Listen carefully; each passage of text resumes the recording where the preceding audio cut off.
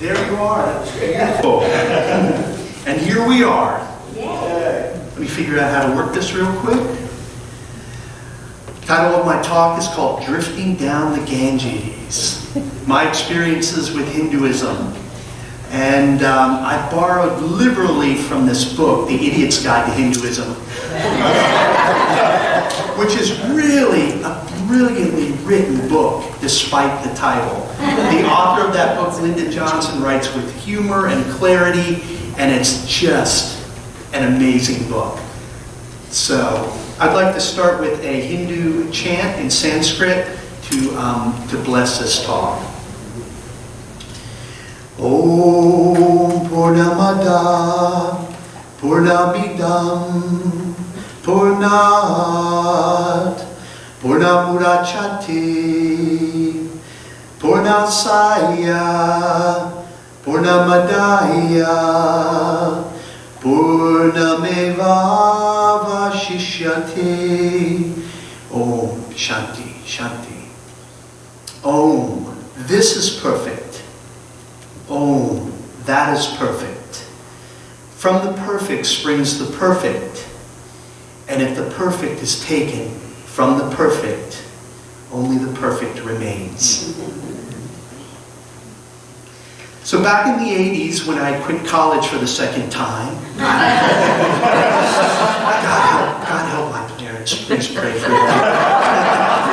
My dad suggested rather forcefully that I join the Army. And if you think living in the funky area of town in a funky house with a bunch of guys who ate alfalfa sprouts all the time is lacking direction, then perhaps he was right. So I did. I signed up for the Army. But before I went, I ran it by a friend of mine who I'd met. Her name was Crystal. And Crystal chanted all the time, and she meditated, and she prayed, and she just had a depth and a presence and an aura about her. And I always honored and valued what she said very highly. So I said to Crystal, Crystal, my dad wants me to go in the Army. She goes, the Army? I said, yeah. She goes, don't join the Army, join Baba's Army. And I said, Baba's Army? All right, I will. And I said, well, who's Baba? She said, Baba Muktananda. He's a monk who spent his life studying in India, and then he brought meditation over to the West.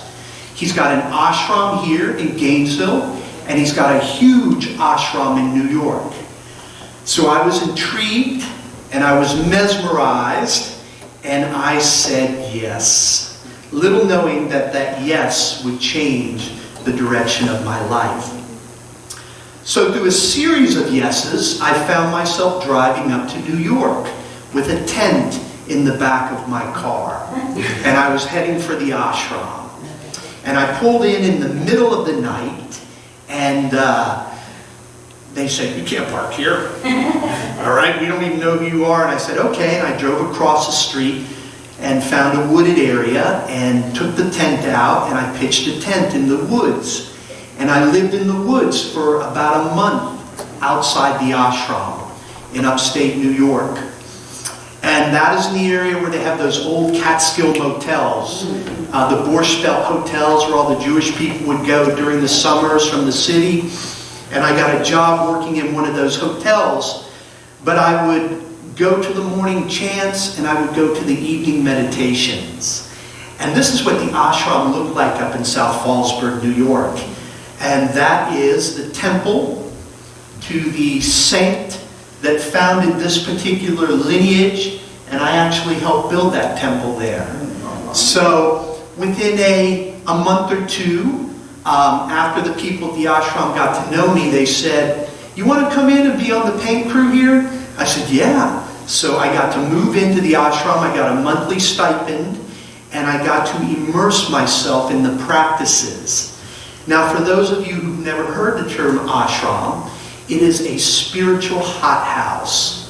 Just like plants grow very quickly when in a hothouse, in an ashram, People gather, they chant, they meditate, they do selfless service, which is called seva, and they work on themselves continually. And if you apply yourself very earnestly at the ashram, your spiritual unfoldment will progress more rapidly. It's a very sacred space in India, and I guess you could compare it to Buddhist retreats or convents where you go and where monks go and you just immerse yourself in the practices. And that's what I got myself into. And that is where my immersion to Hinduism really, really began. So, one of the first things that I had to come to terms with was all the deities at the ashram. I'll give you guys a second to put on your sunglasses if you want. That's very bright, isn't it? So at the ashram, they had all the deities that you can mention from the Hindu tradition. They had Shiva and Hanuman and Parvati and Lakshmi, the goddess of wealth, Saraswati, the goddess of music. They had all of them, and they had them on paintings and tapestries and big statues and wood carvings. And in front of many of them, they would have little altars. So, coming from a Christian tradition where basically on the altar you just see Christ crucified, this was a big, big change for me. And I was a little taken aback at first. But then as I started hearing the scriptures and the talks from the ancient Vedic Upanishads and the Bhagavad Gita and the Ramayana and all those talks, I began to realize that Hindus regard all these gods and goddesses of different faces of the one being. Hindus, at the deepest level, all of their religious scripts and all of their great saints have said everything is one. Everything is one. But Hindus are very, very open-minded about what you choose as your representation of the one. Now imagine you have a computer, and imagine the hard drive is God. All right? Christians say that to access the hard drive, you have to click the Jesus icon. That's all you can click. All right? That's it. Muslims say it is a spiritual crime to use any icon at all. Never confuse the drive with the silly icons on the desktop. Access the drive directly with the code Muhammad gave you. Okay? But the Hindus, they say, hey, click on any icon you want. Every icon on the screen will connect you to the hard drive. And if you don't see an icon you like, make up a new one.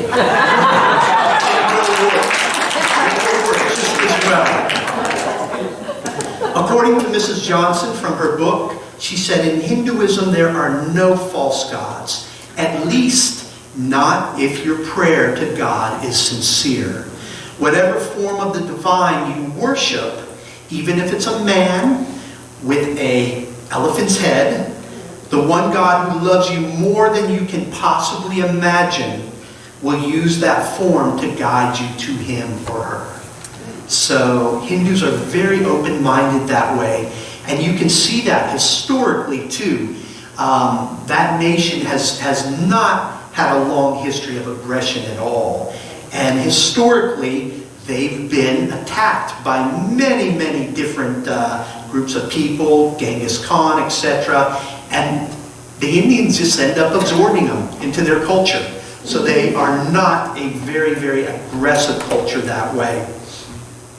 So on the deepest level, Hindus don't believe their God is better than yours. And in fact, this was an incredible frustration to Christian missionaries who would come and try to convert them. The Indians would listen to the teachings and go, yes, yes, yes, truly Jesus is the Son of God, truly. And then they would take Jesus' picture and put it on their altar with all their other deities and gods and saints and everything. And the missionaries would be, no, no, no, only Jesus, only Jesus. And the Hindus would be, they do their classic, Indian head roll and go, but why? Why only Jesus? Hindus believe that God is all that is seen and all that is unseen. But it's hard to worship the unseen. Do any of you have a picture of a void on your altar? Or do any of you get up and pray to nothingness in the morning? That's hard to do. So you get to choose in Hinduism the face of God you are drawn to, because we are all wired differently. And you just give it all your love. If you worship with love, you fly to God. Love is the fuel that propels your journey. So if you worship God as the mother, good for you. If you worship him as the father, good for you. If you worship him as a husband or a wife, good for you. And the Indians, some even worship him as a lover.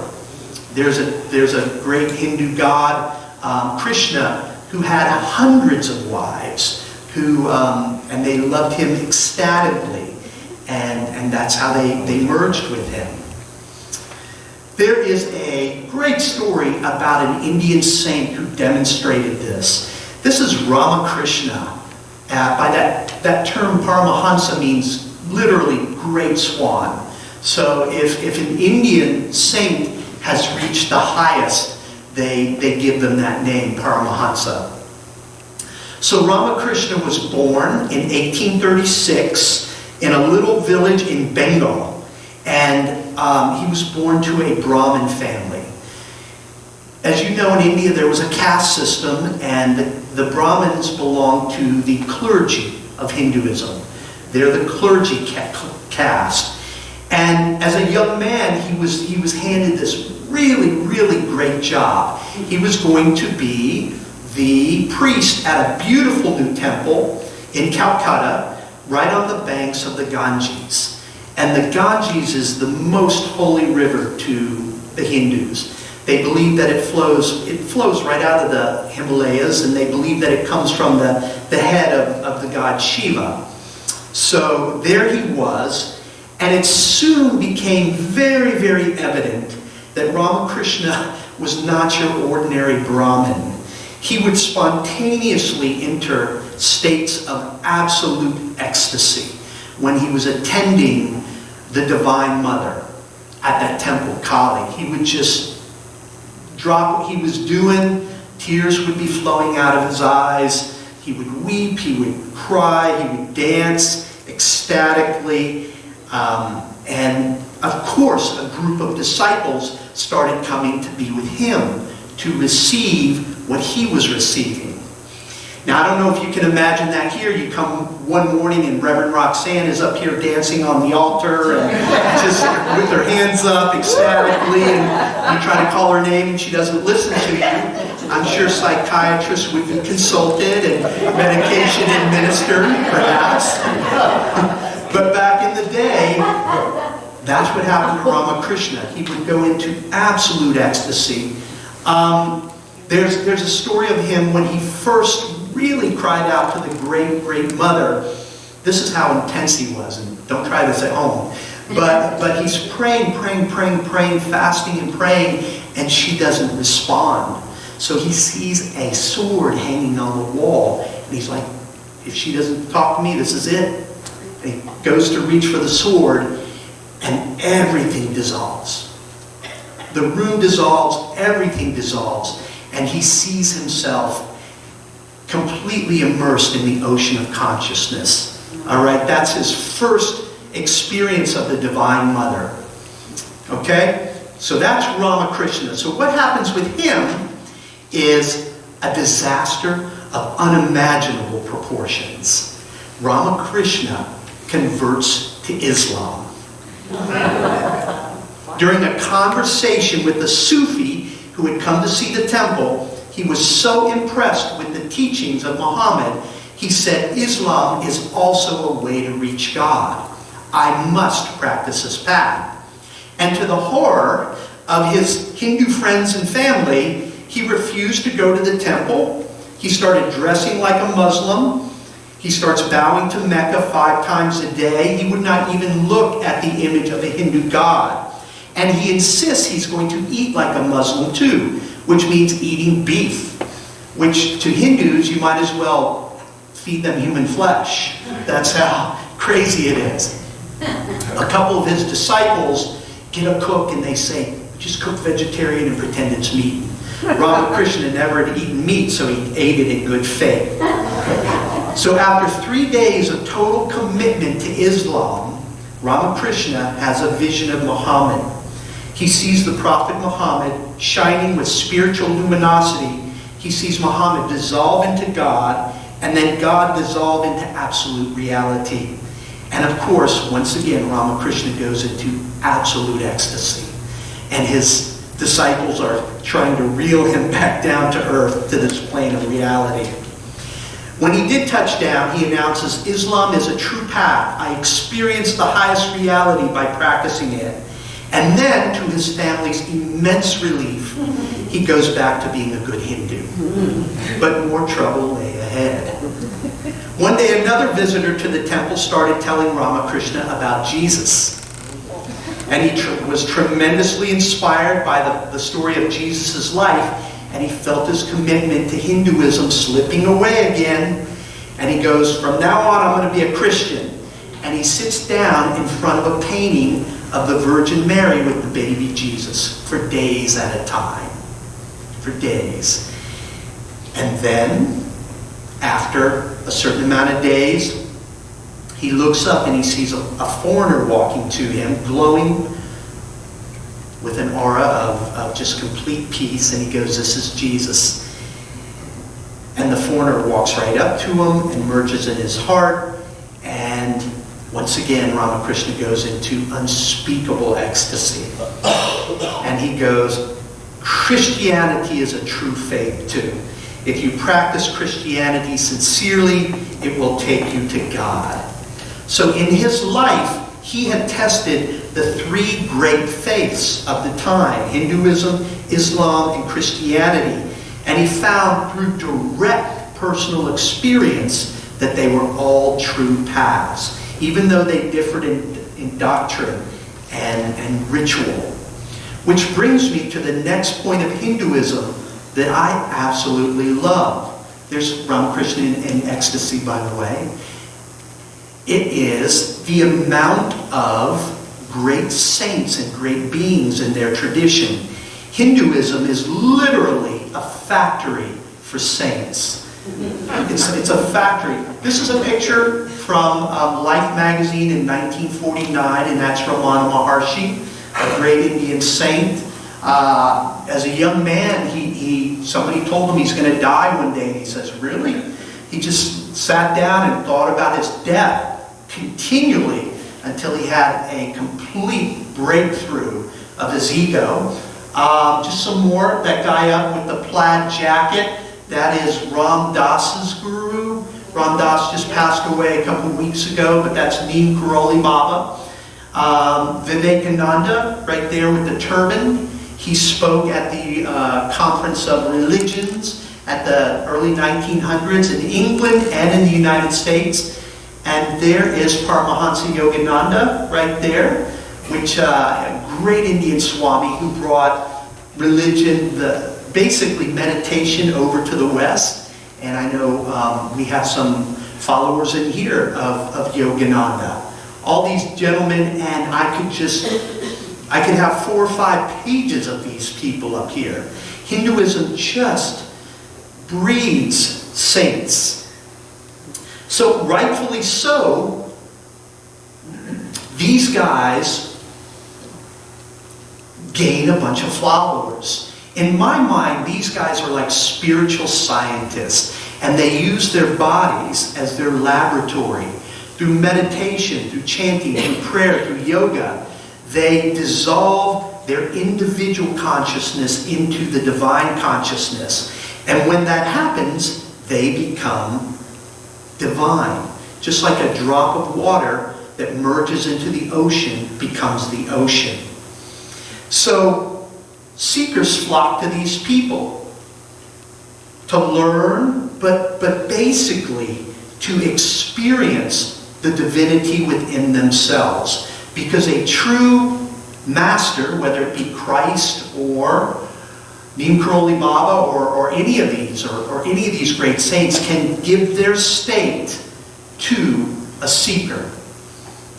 This was a chant that we would do in the ashram every morning, and it was called the Guru Gita, and it says, I bow to Sri Guru, who is Supreme Brahma. I worship Sri Guru, who is Supreme Brahma. So that you can see that the Hindus believe that these people are living incarnations on earth of the divine, just like Christians rever Jesus as a living incarnation of God in the divine.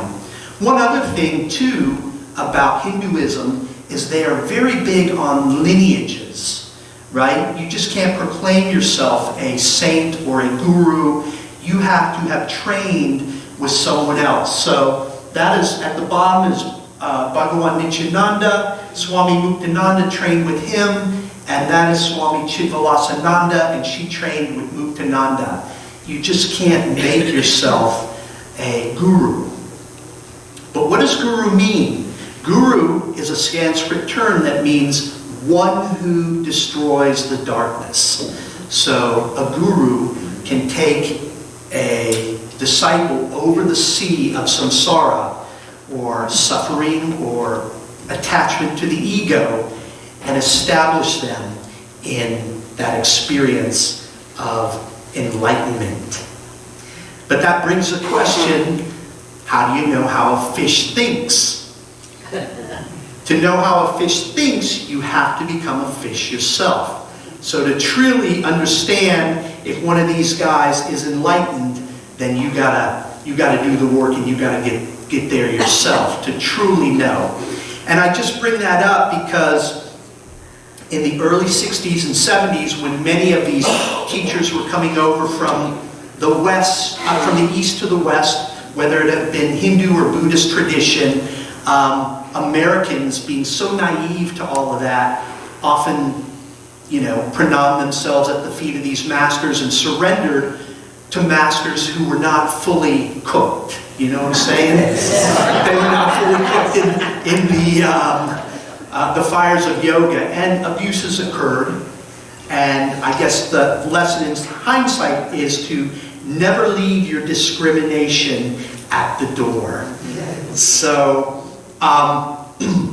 there's so much to Hinduism, and eventually I will maybe talk to you a little more about it. There's Ramakrishna with his great disciple. There's the process of reincarnation, which they fully believe in. By the way, which the Christians believed in too, until about the 553, when at a council in Constantinople, they said they voted it out. So we got rid of it in 553. There's karma right there. We'll talk about that. And eventually, and that is Swami Chidvilasananda. She was the final monk at the ashram that I stayed at.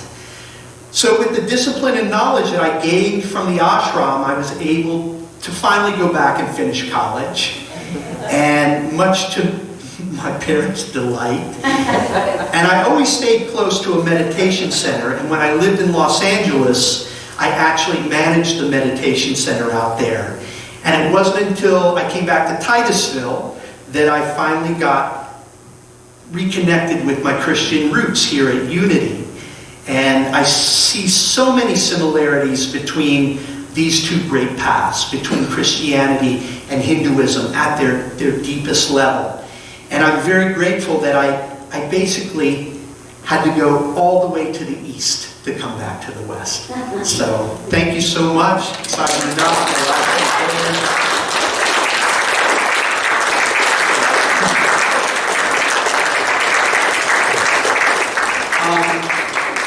I'm going to, in meditation today, at the ashram we chant all the time, and we chant in Sanskrit. And the reason we chant Sanskrit is it's the oldest language known to man. And these chants were they were discovered by yogis when they would go into meditation. So the chant I'm going to do for you, just to give you an experience of what it would be like to be in an ashram there, is called Om Namah Shivaya. And Om Namah Shivaya literally translates as, I honor and respect my inner self because God dwells within me as me. So it's a beautiful chant.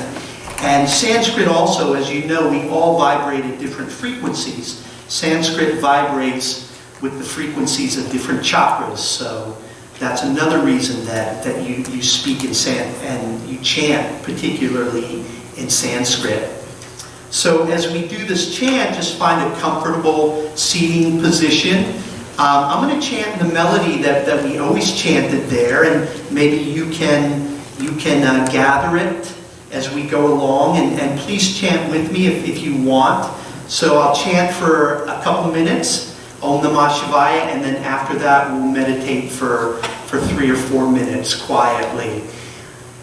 As we meditate, just let the chant reverberate through your mind, or if that doesn't work, just focus on your inner and outer breath. So here's Om Namah Shivaya.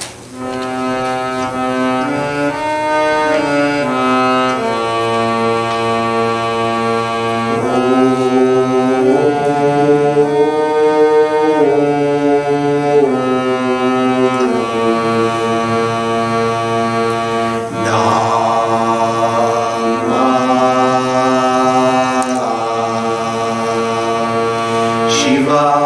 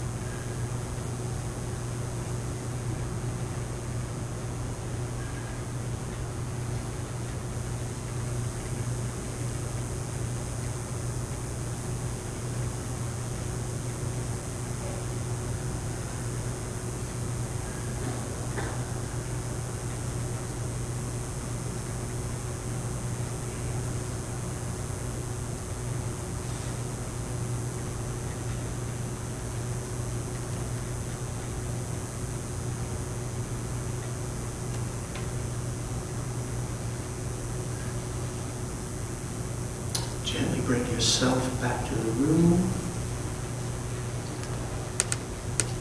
If you'd like, you can rub your two hands together.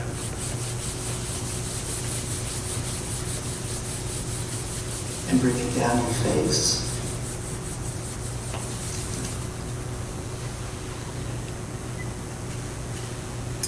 Thank you so much for chanting and meditating.